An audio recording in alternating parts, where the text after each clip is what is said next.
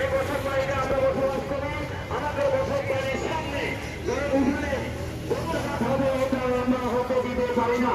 আপনারা জানেন গরুর হাট এমন একটা অবস্থা হয়, এখানে মশা মাছি গরুর প্রস্রাব পায়খানা হাজার হাজার মানুষ আসবে, মানুষের মল মূত্র ত্যাগ করবো, এলাকার পরিবেশ নষ্ট হয়, পরিবেশ নষ্ট হলে স্বাস্থ্য ঝুঁকির আশঙ্কা থাকে, আমাদের ছেলে মেয়েদের রাস্তা চলাচলের অসুবিধা হয়, স্কুল যাইতে সমস্যা হয়, গরুর গাড়ি ট্রাক তার সাথে সাথে অনেক চিন্তাকারীর আবির্ভাব হবে এলাকায়। সুতরাং সচেতন নাগরিক হিসেবে ভাবুন, এই গরুর হাট হতে দিতে পারি না।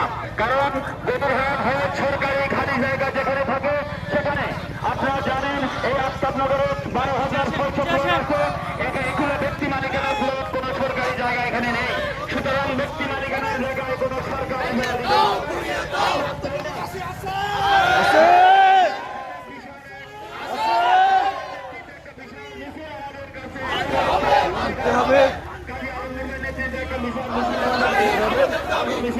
স্বাগত জানাই।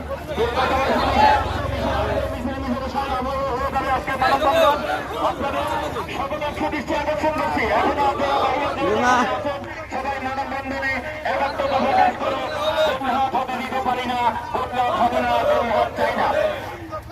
অবশ্যই